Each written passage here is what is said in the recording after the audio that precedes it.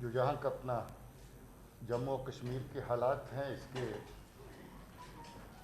चलते जगह जगह पर एंगेजमेंट्स ऑपरेशनल जो हैं वो जारी हैं। आज भी ऐसा ही एक ऑपरेशन बटमालू के एरिया में श्रीनगर सिटी में हुआ, जिसमें 3 दहशतगर्द मारे गए। दुख की बात यह है कि हम लोग जब ऑपरेशन लॉन्च ही कर रहे थे सुबह, very early in the morning, कुछ 3 बजे के आसपास, उसी वक्त हमारी पार्टी फायर के नीचे आई और अनफॉर्चुनेटली उस फायर के दौरान एक हमारे डिप्टी कमांडेंट सीआरपी की तरफ से, जो सीआरपी टीम को केओटी को लीड कर रहे थे, उनको गोलियां लगी, जख्मी हैं, बेस हॉस्पिटल में है। और साथ ही एक महिला कौंसल रियाज जो उस वक्त उसी स्पॉट पे थी, उसको भी एक्सचेंज ऑफ फायर के दौरान गोली लगी और अनफॉर्चुनेटली उसकी डेथ भी हो गई। हमें बड़ा दुख है इस बात का कि एक सिविलियन की जान इसमें जाया हुई। बड़े लंबे अरसे से ऑपरेशंस बड़े साफ़ सुथरे चल रहे थे, मगर सिटी के हालात के चलते शायद ये अनफॉर्चुनेट वाक़ा जो है औरत की डेथ का भी इसमें पेश आया। अभी तक इस साल के दौरान श्रीनगर शहर के अंदर 7 कामयाब ऑपरेशन हो चुके हैं और 7 ऑपरेशंस में 16 दहशतगर्द अभी तक यहाँ मारे गए हैं, जिसमें जुनैद सहराई भी शामिल है, जो आप जानते हैं कि हिजबुल मुजाहिदीन का बड़ा कमांडर था। उसके अलावा भी काफ़ी कमांडर्स इस ऑपरेशन में मारे गए। मरने वालों में 5 लोग ऐसे हैं आतंकियों में जो श्रीनगर शहर के रहने वाले हैं और बाकी लोग 11 जो हैं वो बाकी ज़िलों के हैं। इससे आप अंदाज़ा लगा सकते हैं कि श्रीनगर शहर कितना निशाने पे रहता है बाहर के दहशतगर्दों के, जो बाहर के ज़िलों में ऑपरेट करते हैं। बार बार उनके ग्रुप बाकी ज़िलों से श्रीनगर शहर में आके पनाह लेते हैं और जहां पर दहशतगर्दी कार्रवाइयों को अंजाम देने की प्लान करते हैं और उसके मुताबिक जहां पर आकर के छुपते हैं और बहुत सारी कार्रवाइयां अंजाम भी देते हैं। आपको याद होगा जहां नौगाम में हमारे पुलिस के 2 जवान शहीद हुए, एक नाके के ऊपर 14 अगस्त को फायरिंग हुई। उससे पहले बीएसएफ के 2 जवान पांतच में उनके ऊपर अटैक हुआ और वो मारे गए। इसके अलावा पंथा चौक में हमारे नाके के ऊपर फायर हुआ, जिसमें हमारे जांबाज बहादुर जो एसओजी के हमारे बहुत पुराने मेंबर थे, उनकी डेथ हुई, मगर जवाबी कार्रवाई में 3 दहशतगर्द उसमें भी मारे गए। ये साल कुल मिलाकर के अभी तक बड़ा कामयाब साल है। अमन व अमान के ख्याल से अगर देखें तो बहुत हद तक 19 के मुकाबले में 20 का साल हर पैरामीटर के ऊपर ज़्यादा बेहतर दिखाई देता है।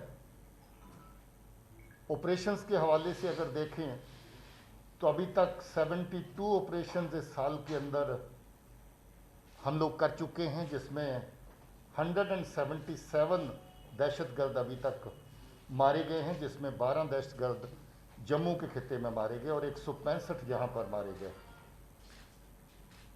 इसमें काफ़ी बड़ी तादाद फॉरेन टेररिस्ट की है जिनका ताल्लुक पाकिस्तान से है।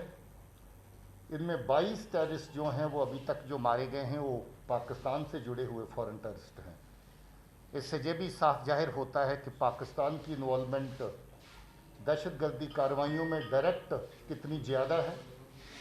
ख़ासतौर पे जैश और लश्कर के बीच में जो आतंकी काम करते हैं, दहशतगर्द काम करते हैं, उसमें काफ़ी बड़ी तादाद जो है पाकिस्तान से भेजे हुए उनके अपने दहशतगर्दों की है।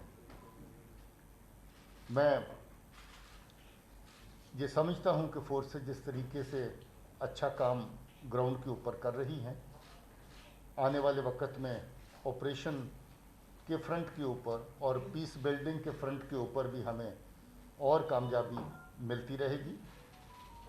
फोर्सेस की तरफ से हमारी कोशिश रहेगी कि हम कोलेटरल डैमेज जितना अवॉइड कर सकें हर हाल में उसको अवॉइड करें। हमारी ये भी कोशिश रहेगी, जैसे आपने पहले देखा है कि हम लोग हर जगह कोशिश करते हैं कि अगर कोई दहशतगर्द इवन एक्सचेंज ऑफ फायर के दौरान भी सरेंडर करना चाहता, इस तरह की मिसालें हमारे सामने आई हैं, तो हम उसको मौका दें। बहुत सारे मौके ऐसे दिए भी गए। और हमारी ये भी कोशिश है कि अगर कोई नौजवान बच्चा गलत रास्ते पे चला गया है उसको वापस लाएं। इसकी एक नहीं बल्कि बहुत सारी मिसालें हमारे पास पहले से हैं। बहुत सारे बच्चे वापस लौटे हैं, ख़ासतौर में साउथ कश्मीर में। उनका जिक्र हम ज़्यादातर नहीं करते क्योंकि उनकी अपनी सुरक्षा, उनकी अपनी सेफ्टी का सवाल रहता है, मगर 20 के करीब ऐसी तादाद लोगों की है जो दहशतगर्दी ज्वाइन करने के बाद भी वापस लौट करके अपने परिवार के साथ फिर से मिले हैं। मैं फिर से अपील करना चाहता हूं नौजवान बच्चों को भी कि वो गलत रास्ता अख्तियार ना करें, क्योंकि आपका गलत रास्ता न सिर्फ आपको ख़तरे में डालता है बल्कि हमारे समाज को, हमारे माशरे को, हमारे लोगों को ख़तरे में डालता है। जहाँ जहाँ दहशतगर्द की गोली पहुँचती है, बंदूक पहुँचती है, जहाँ जहाँ दहशतगर्द का ग्रेनेड पहुँचता है, वहाँ जान माल का नुकसान किसी न किसी सूरत में ज़रूर होता है। हम लोग इसको तभी अवॉइड कर सकते हैं अगर हम अमन के रास्ते को अपनाएं और दहशतगर्दी के रास्ते को तर्क करें। मैं समझता हूं कि पाकिस्तान की तरफ से कोई भी कोशिश जाया नहीं की जा रही। जहां भी वो हमारे लोगों को वर्गला सकते हैं, हमारे नौजवान बच्चों को गलत रास्ते पे डाल सकते हैं, वो हर तरह की कोशिश करते हैं। नई नई तंजीमें खड़ी करने की कोशिश फिर से हो रही है। अल बदर को फिर से ज़िंदा करने की बात हो रही है। PAFF जैसी तंजीमें नहीं आ रही हैं।